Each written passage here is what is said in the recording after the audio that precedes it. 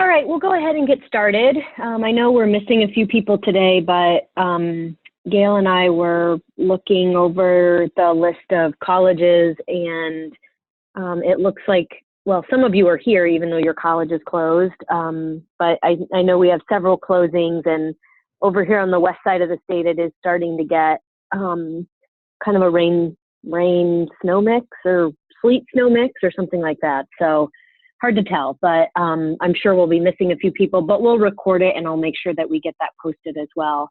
So we'll go ahead and get started. Today, we'll go through to see what colleges are here. Gail is going to walk through some additional information about the data reporting with the baseline KPIs and several of the metrics, and then some navigation tips.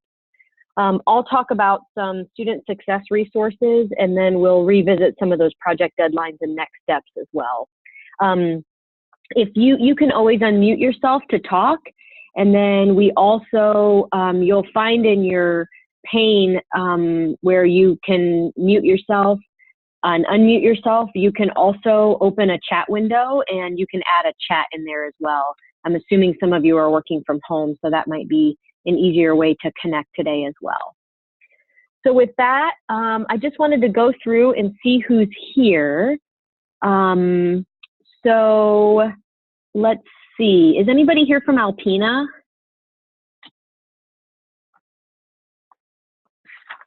I don't think so. Okay.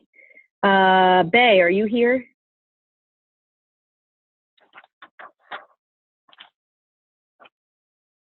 Okay. What about Delta? Yep, I'm here. This is Emily. Hi, Emily. What about Glen Oaks? All right, Grand Rapids? All right, Henry Ford?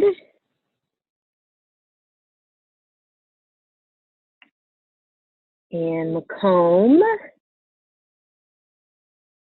Those are closed today. Mid? Yeah, this is Matt, and it looks like Carrie is on the line with us too, so she gets bonus points today. Yep, I'm here Good too. for her. Way to go, Carrie. Nice, Mid. What about Oakland? Yep, it's Steve. I'm here. Hello. And SC4? And West Shore? Yep, I'm here. This is Jill Sweet. Hi, Jill. Okay, great. Thank you. So we'll go ahead and I am going to turn it over to Gail to talk a little bit about the baseline KPIs. Okay. Hello and happy winter, everybody. It's crazy time. I do have a little bit of information. Some of you may already know this, but in the research and reporting description at the beginning of the project, we did have a set of key performance indicator data that was supposed to be reported out on February 1st. And that did not happen. So on this slide, I just pasted the whole reply that I got from the IHEP folks. So some of you may be involved already in there's a small working group that's working on the key performance indicators, and that work is not done yet. So they've pushed back the reporting deadline, obviously, since you don't know exactly what to report. They are planning to finish up their development work by the end of February, and we will get an updated schedule. So if you had on your calendar, on your team agenda, that you were going to work on a reporting deadline for February 1st, obviously you didn't do that. So you're not behind. There isn't anything to report yet. So as soon as we hear some more detail about that, we'll pass that on to you. But I wanted to make sure that you saw exactly what the IHEP folks are saying. So I know that they're feeling a little pressured because some schools expected to be able to put something together and stay on their deadlines. So I would expect March sometime that we actually have the KPI detail, and then we'll have a new reporting deadline. Once that comes out, I'll be sure to send that out to everybody. I hope I have actually sent it out to all the team leads, but we'll let you know as soon as we have something going. So the rest of the project, all the other work still is continuing. It was just this a set of KPIs that will happen, but we are not ready yet. Then on the next slide here on the presentation, this text is right from the research and reporting overview. So you probably have already seen that. And I just went through and struck out the date information. So the rest of it is still there, and they're looking at something like these 3 indicators. So the total number of associate degrees conferred, the number of re-enrolled students, and the cohort re-enrollment rate. So there may be some tweaks to that, but those are the kinds of things that we'll probably be zeroing in on. And during the regular data reporting, your Excel template does contain cells for indicators 1 and 2, and that's the actual number of degrees conferred and students that are re-enrolled. And number 2 is the potential students that you'll be looking at. And I'll be talking a little bit later about how we're going to get into that work in the upcoming months. So just, keep this in mind. It didn't go away, but we're on pause until we get the final details. And go ahead and shoot a chat during the conversation here if you have any questions about that. Oops. Okay, so hopefully, I know most of you have done the initial reporting for metrics 1 and 2. Some people already knew that they were going to have a delay, and so they've communicated with me. But I'd like to open up just a general conversation about the first reporting. It got deferred for a couple days, but it was the January 22nd deadline for the initial metric reporting. So if anybody has any questions or comments, I think we can open it up to some conversation here. I do know there were a couple of schools that had problems with the actual upload process. So that was technical issues, not on the college's end, but I believe those have been resolved. So I'll pause here, and if anybody wants to either chat or unmute yourself and just chime in on where you're at with the metrics 1 and 2. Anybody have any comments or concerns about that?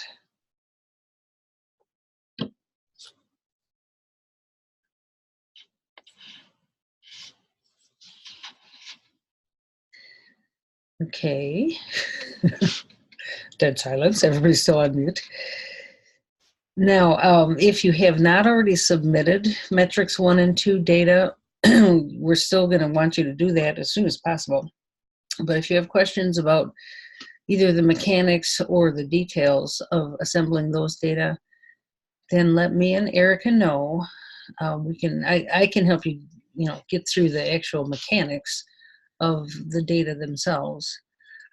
And we will communicate with IHEP. If we know that you're having issues or that there's a delay, we'll let them know. I have not gotten a report back from IHEP yet about exactly who has submitted their data. So I'm sure they'll come in, I don't know, probably a couple of weeks when everybody is done. I will say that I believe Michigan schools, yay Michigan, we are pretty much, we're close to meeting our deadlines as a group. Some of the other states, honestly, they weren't even ready at the end of January.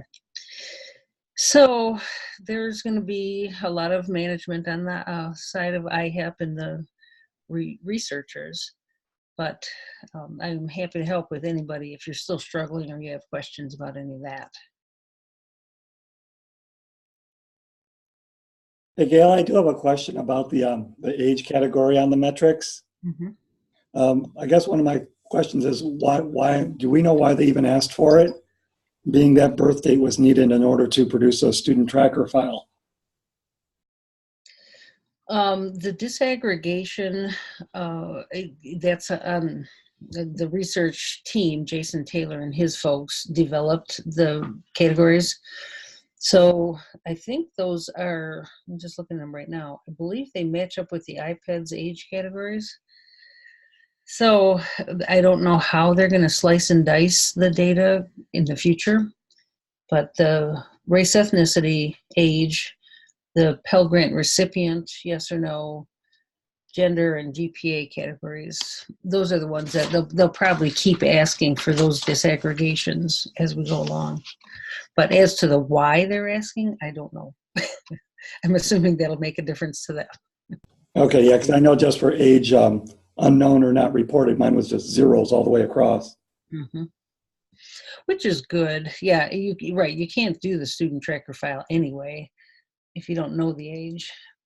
But, some schools, I know in other projects, they've really struggled with having age data, race, ethnicity, those kinds of details. So if anybody has a problem, if you don't have the data available, well, you wouldn't have been able to do your NSC submission anyway. So,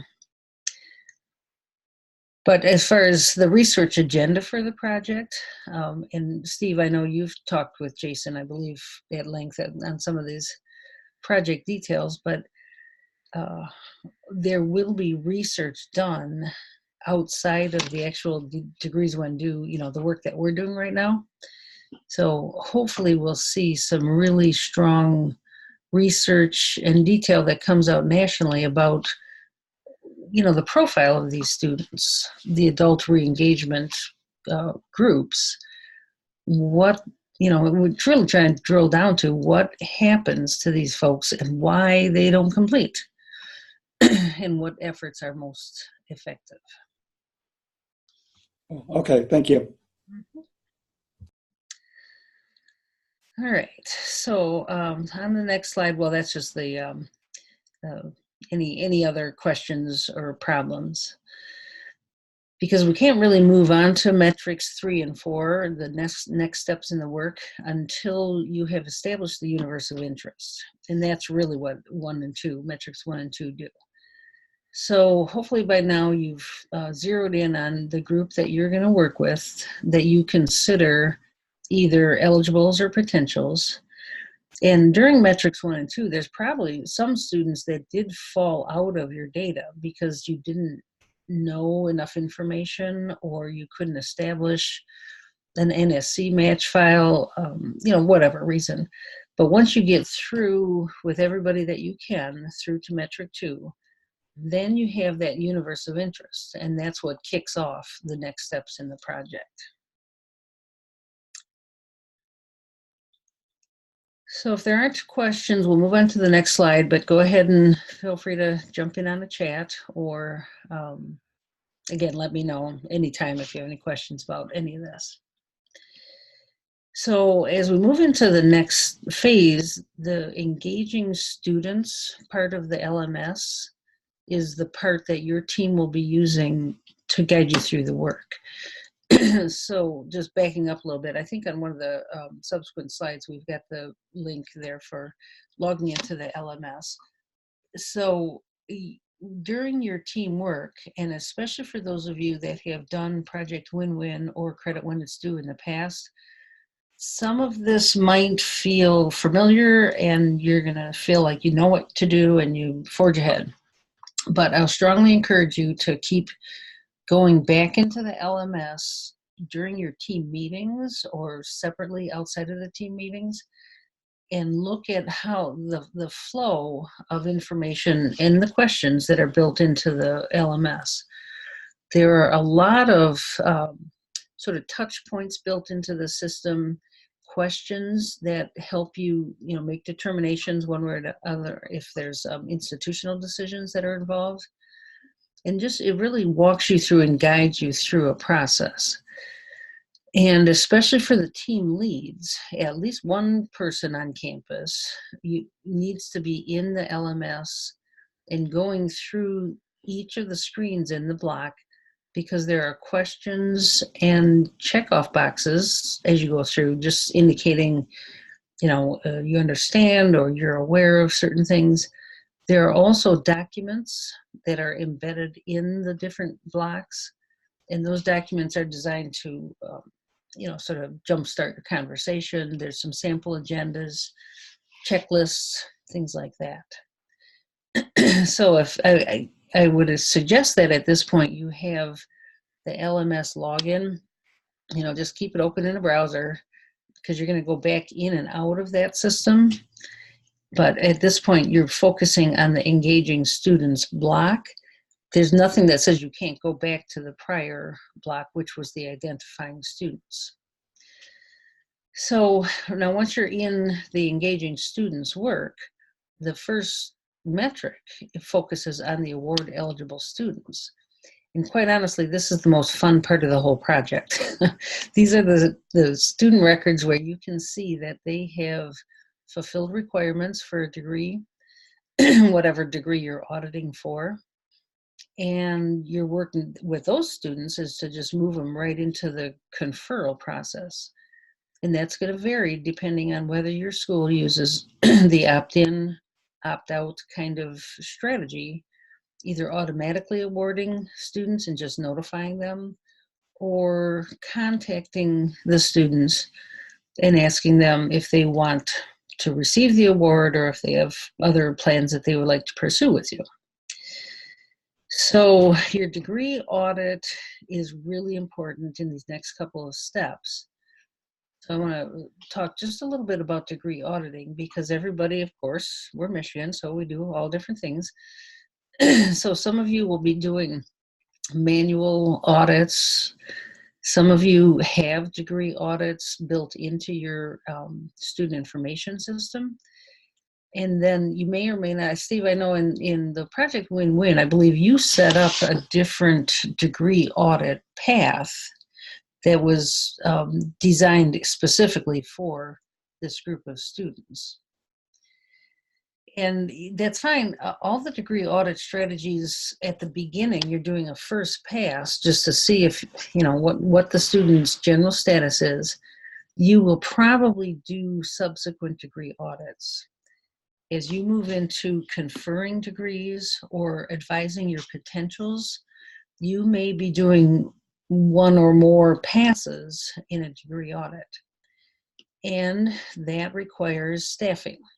So if you haven't already had this conversation on campus, it's time to start talking about who does your degree audits, the mechanics of how you're going to do that, and what are the criteria that you'll use either institution-wide or specifically for your degrees when due students. So the first metrics 1 and 2 were very data heavy. There's a lot of probably institutional research people or the IT folks working on pulling some of the data. But now we're getting into registrar staff and advising staff. So if you, as the team lead, if you haven't already pulled those folks into your conversations, this is the time to do it. Because you have to create capacity to make sure that the work can be done. Because of course, you also are going to be doing your degree audits for your regular spring commencement. So this is going to be added work. Make sure folks have their heads up, staff as you can for that work. And then I just called out specifically metric or item 3A1 under metric 3. Because this is the section where you're going to be contacting students. And now we get into the bad addresses. And there's a lot of different strategies that you can use, but for students that have been gone for quite a while, it's highly likely that you don't have current address information. So I'm going to pause right there, and maybe if you folks can chime in with your thoughts about do you want to have more conversation or webinars about using services like Alumni Finder? That's the one we used in Project Win-Win, where these are outside services that you can pull current contact information. So I'd like to hear if anybody's got any thoughts about if you're going to address that, and what are your thoughts about that? I mean, I can speak for what's going on with OCC. We're kind of at that point now where we're getting things ready to produce letters and start mailing to students. But that's one of the concerns is, obviously we know that for some of our students, these addresses are no longer accurate. And, so I've been starting to ask some of the departments in the area what they maybe use to see if we can piggyback with what they have, specifically our, the alumni office or institutional research. But what I'm finding most of what they have is address validation services, which make sure that it's USPS valid, but they're not finding the students. Right. And so I was kind of curious with this one, whether or not there might be an opportunity for statewide efforts with this one.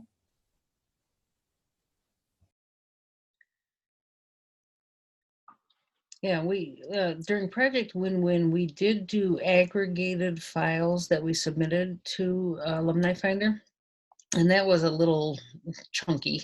Wasn't a clean process, but we did upload a gigantic file to them, and then they pulled back anything that they could. I did see, I got an email this morning. Alumni Finder is running a free email append, which ordinarily they charge extra, so you can get core address data, but then they can pull in phone numbers and emails, of course, for additional cost. But Alumni Finder's got a little deal right now that they're offering the free email appends, but I think that's only until the end of the month. So, and I don't know, Erica, you and I haven't really talked about that, but whether this is worth looking at for a coordinated state effort, or if we can just provide support for individual schools. Yep. There is additional cost for Alumni Finder. That's right. Can you hear me okay? Okay. So yeah, I'm putting that on my list right now of things to look into. I still get periodic messages from Alumni Finder that letting us know that they can help us out with that. So I can look into the costs associated with that and get back with everybody if that's something that we think we would use collectively. The other thing is, is there address information in the CEPI Pathways files, Gail? No. Okay. None of that gets uploaded into that system. Okay. Okay. And what about other contact information like email address? Any contact information? I don't think so. Okay. You mean like the startup part? Yeah, in the STAR stuff. Yeah, no, there's no email address included in STAR. Okay. So yeah, I will look into Alumni Finder and see, if they have a deal for this kind of stuff, and what we could get if people would use that collectively. So I'll probably reach out to all the participating institutions and just get a sense of that, if that is something that you would want to use. So we can just get a sense of the extent to which we would use it. Now, I know in prior efforts, the smaller schools did make at least some efforts to use LinkedIn and Facebook and some of the other social media sites to try and track people down. But that takes quite a bit of work. And so if you have a small population and staff that can do that, you can find some people. But it's a little tedious. If we don't do some effort with updating your databases, then you just have to know that if you do a mailing or an email blast, and of course, students who are no longer at your college probably are not going to check their college email. So you may or may not have collected a private personal email during your admissions process. So the problem is then you may have, especially with the award eligible students, a student who you can give a degree to, but you simply can't find them. And that's a frustrating part of the work, but it is the reality. So even with our best efforts, there was just a lot of folks that you couldn't track down, you couldn't find. So just, begin to talk about that in your team, strategize. And then, yeah, if we want to do some kind of effort of group file to Alumni Finder, that may, if we could get a break on the cost, that might help.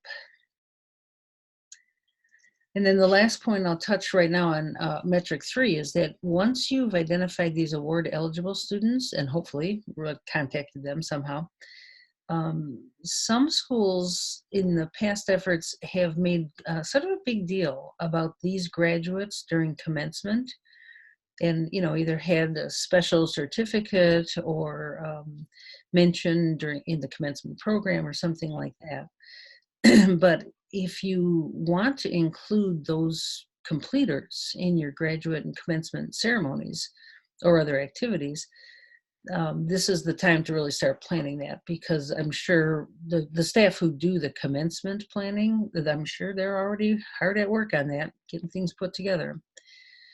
So if you have a group of students that you want to recognize specifically, or just make sure they're invited to commencement, they know that they are graduates and you'd like to have them included, then that again is just additional information and effort for the staff that do that work on your campus. In the conferral policies at this point, hopefully you've worked through your institutional decisions about what are you going to do with these people, like what date you'll use for their award on the transcript and things like that. So there's a lot of details that, and again, the LMS really walks you through a lot of that specific information so that you're ready to confer an award on an eligible student. And like I said, that is probably the most fun and rewarding part of this entire project, is when you find those folks that they slip through your cracks for whatever reason, but you can go back and sort of making them whole. They've already earned this award, and now you can recognize that and get them the credential that they've earned. So metric 3 is perhaps more fun. Metric 4 is not more fun. I'll just say that straight up. The potential completers, this is a group that is really challenging, especially for your advisors. These are the students who have not quite completed, but they're only a handful of credits away. But each of those records, that's going to require some real careful degree auditing and then planning for the best possible completion pathway. So this is where the use of waivers and exceptions and other tools that the registrar might have to be able to look at the most direct, easiest pathway for the student to finish whatever is lacking in their record. And the re-enrollment process, it's a very tight timeline, because if you're looking at finding a potential completer, advising them, and then getting them into classes in spring or summer, or even this upcoming fall, that requires quite a bit of communication with those students.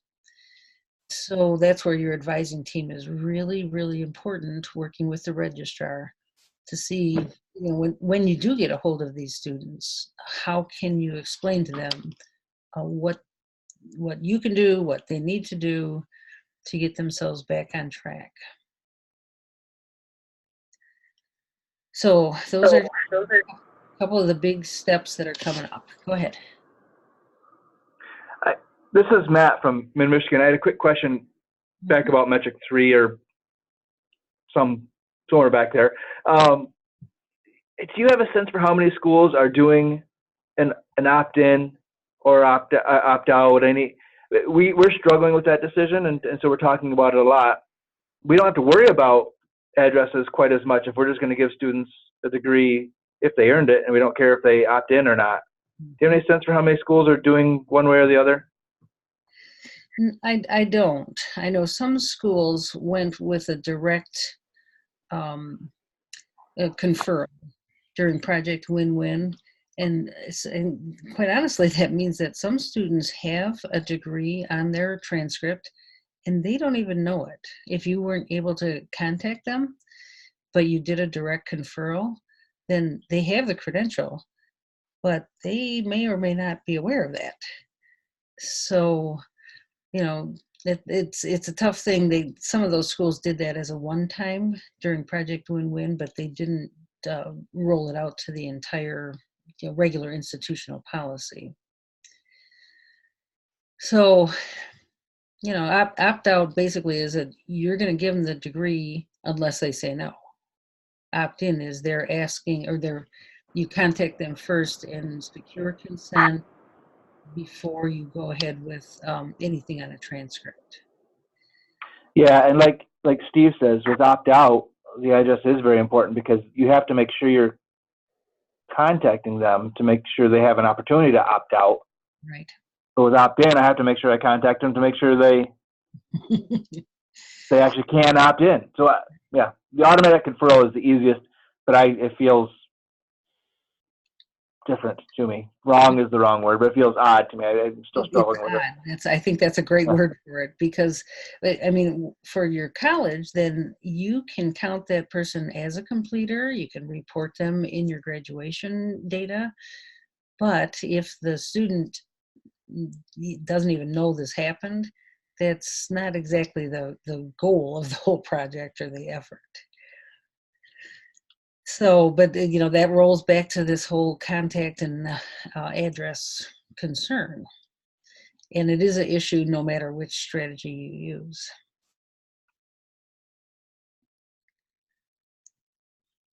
That certified receipt in mail, dollars.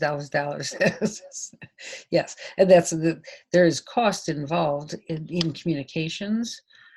If you have just a phone call or an email address and you can contact the student that way, that's cheap. But if you are sending certified mail, then you have to have that in your budget. I can send a message out to all of the participating institutions with just a quick survey, seeing what people are doing in this, and then maybe start an email conversation about that. Mm-hmm. Yeah, because like I said, in Project Win-Win, I think some schools did a one-time decision, like a project-based decision, but it didn't necessarily roll out to the entire institution in the process that they regularly use. So this is an issue that came up. It's come up in every one of these kinds of initiatives, and it does, I think, speak to the desirability for trying to do more frequent efforts to look at students like our Degrees When Due students, and not let them get so far away, so far off the leash that you can't contact them, because it adds cost and staff effort.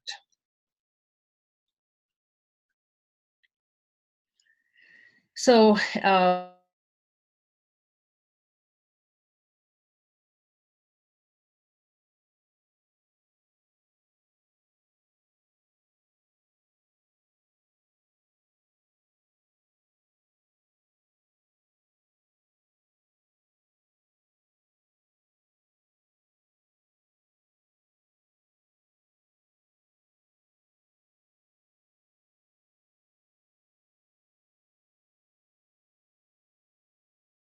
we can look at that more. So as far as the reporting template, you're going to be using tabs 4 through 8 in the next months. So make sure you got your single master copy of your spreadsheet. So as you're looking at the spreadsheet, tabs number 5 and 7 are data subsets from tab 4. Tab 4 is the main one that you've reported already. But tabs 5 and 7 have their own sections where you're reporting those data. And it says that right on tab 4, those columns are blacked out, and they refer you to the other tabs.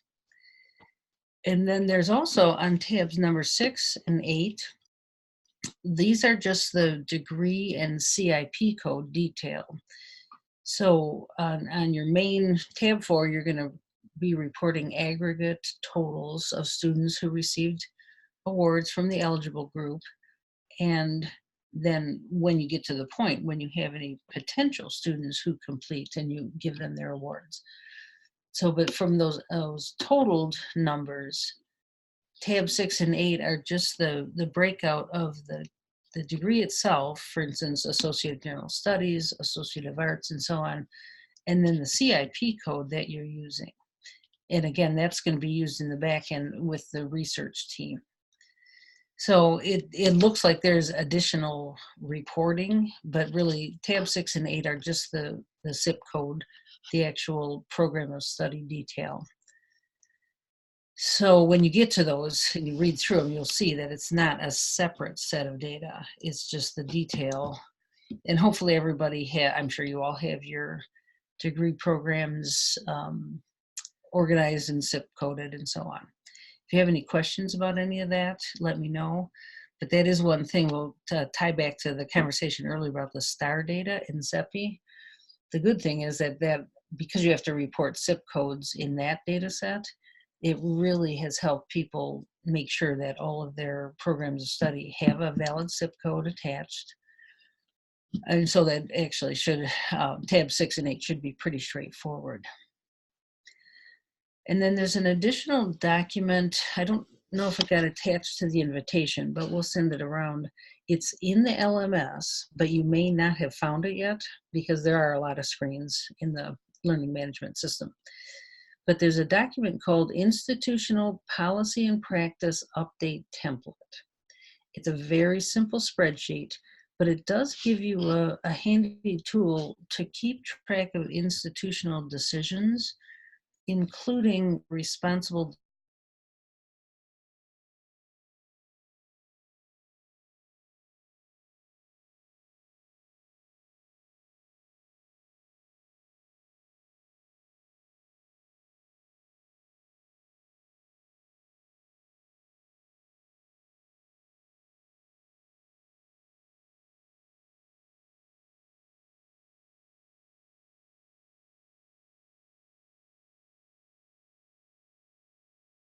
next slide is we're starting to talk about student success resources. So Erica, do you want to just talk through these?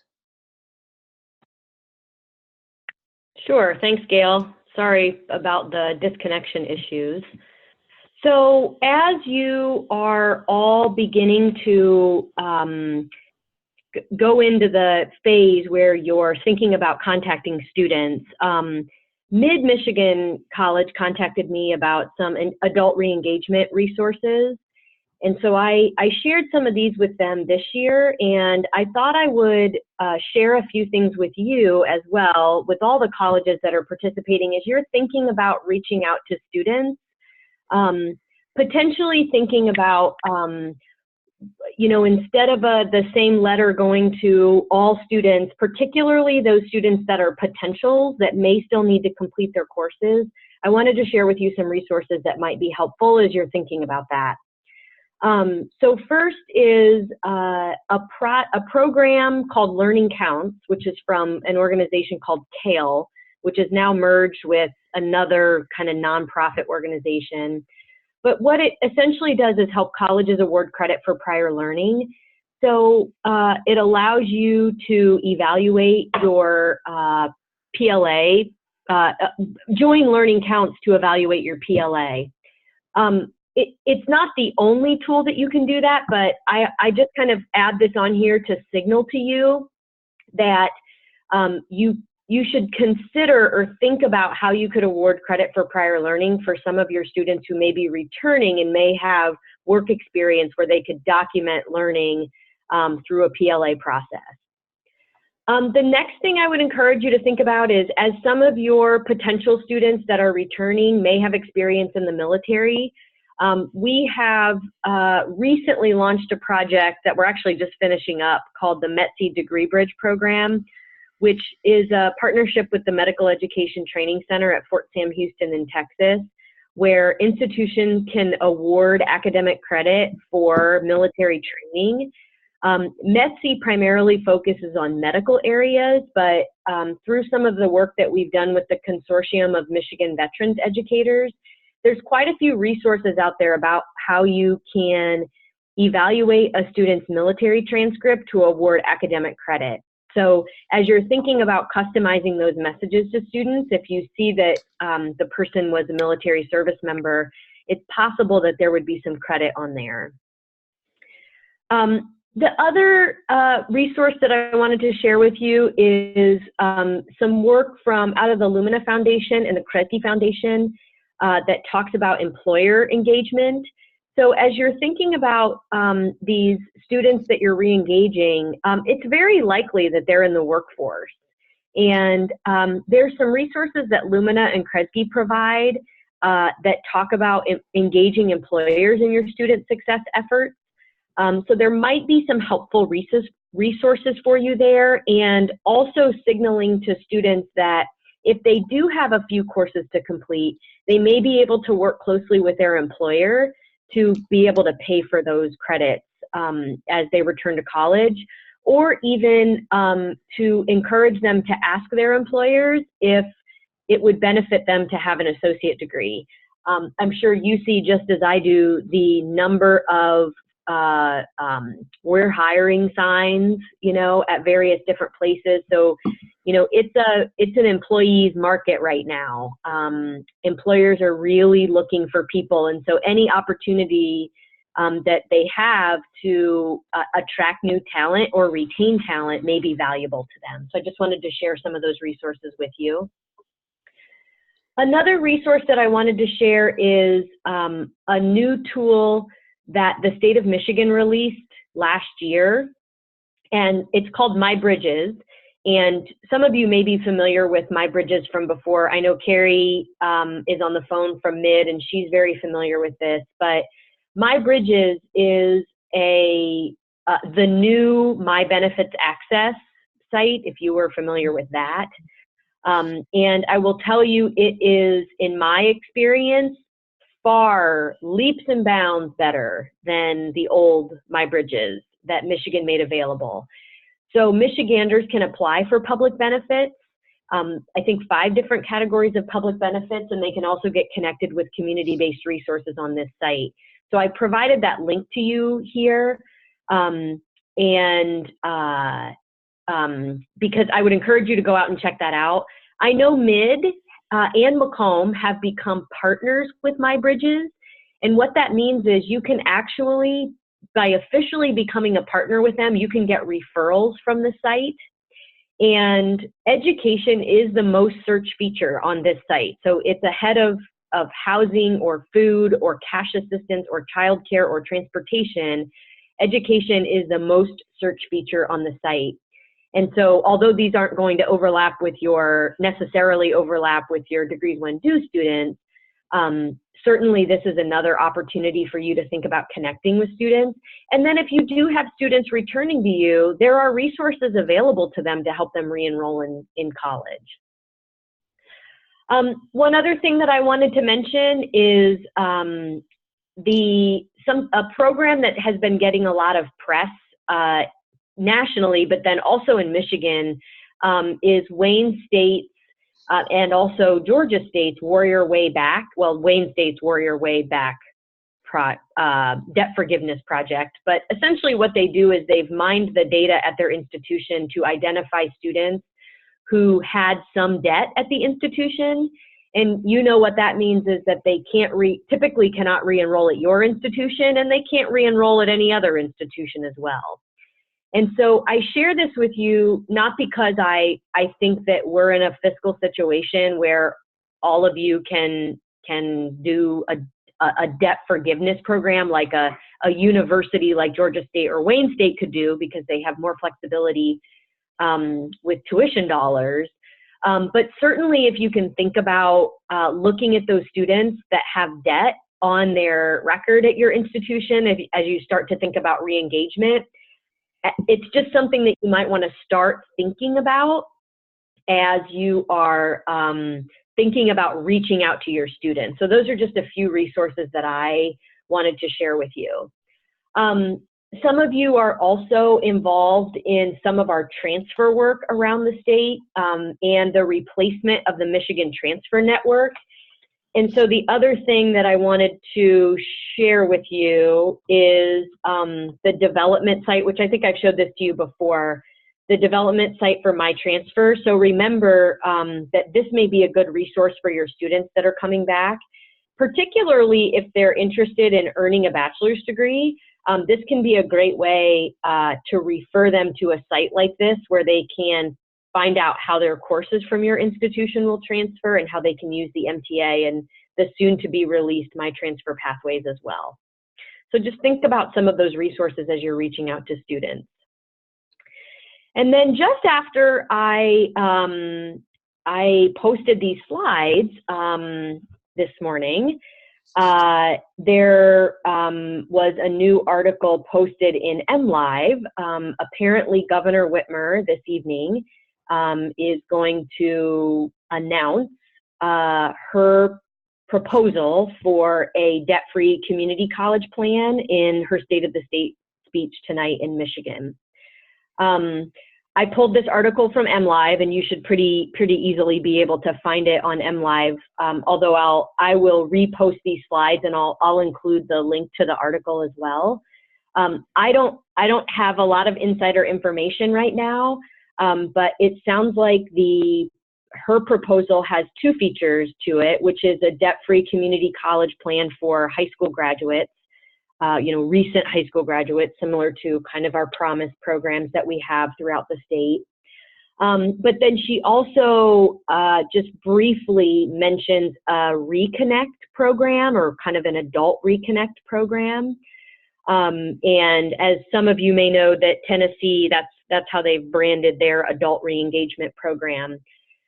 So this has the potential to be a real game changer for community colleges in Michigan.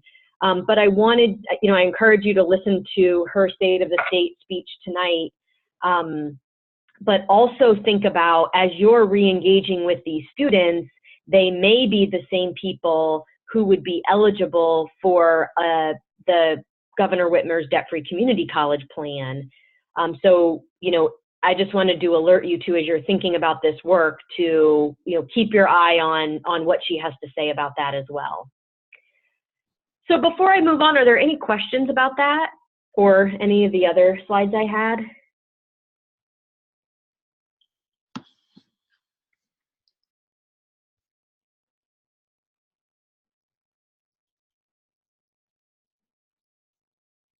Okay, well, if there are, we can pause at the end as well.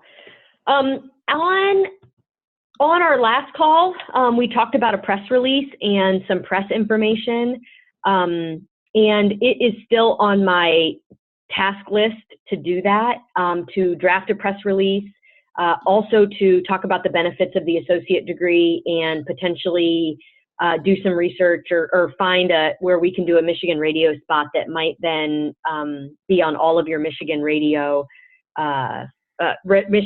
channels as well. I think it was interesting a little bit earlier when we talked about reaching out to students.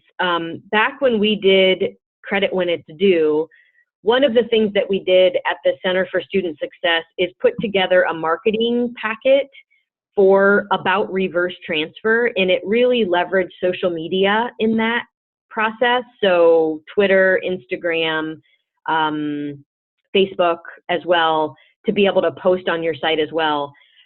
One of the things that we've heard, I think from some Michigan colleges and then also from people across the country as well, is when students receive a letter from, a single letter from the institution that says you are eligible for a degree or you might be eligible for a degree, that message can get enhanced if your institution has information on the main page of your website, and if you are also incorporating those messages into your social media as well, and also, potentially on the radio or other things, other marketing types of things that you do locally, because those students would then obviously see that.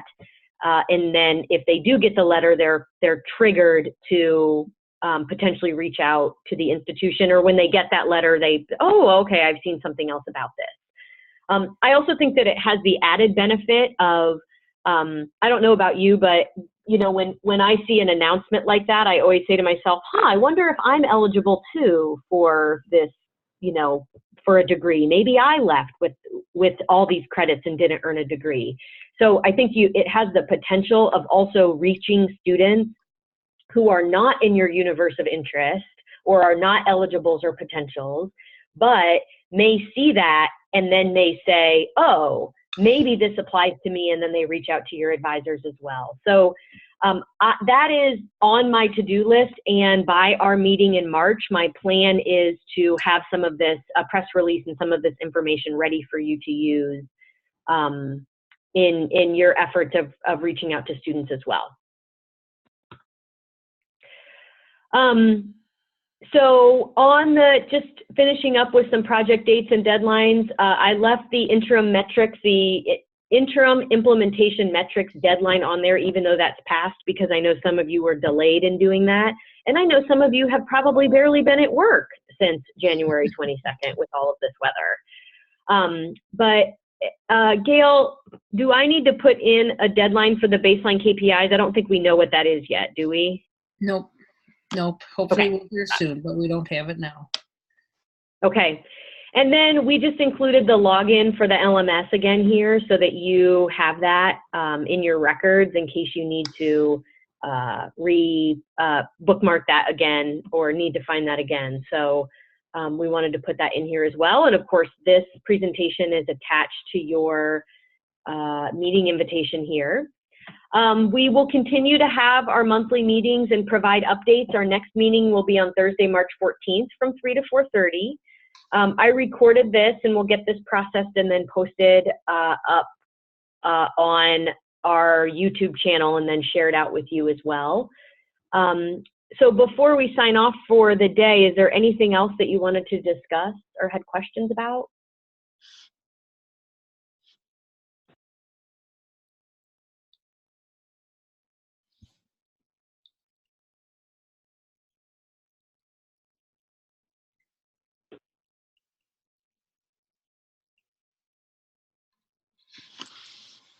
Okay, well, sounds good. Well, we'll get this shared with you, and I am looking forward to talking with you all next month if I don't talk with you before.